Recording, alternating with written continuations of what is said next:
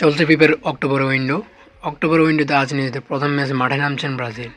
Seoul world cup স্টেডিয়ামে south কোরিয়ার বিপক্ষে মাঠে নামবেন ব্রাজিল। ফিফার আন্তর্জাতিক প্রীতি ম্যাচে মুখোমুখি হচ্ছে এই দুই দল। ব্রাজিল ছাড়াও চলমান উইন্ডোতে নিজেদের প্রথম ম্যাচ খেলতে নামছেন ফ্রান্স, জার্মানি। এরিফি অঞ্চলে 2026 বিশ্বকাপ বাছাই পর্বের ম্যাচে মাঠে নামছেন দুই বিশ্ব চ্যাম্পিয়ন।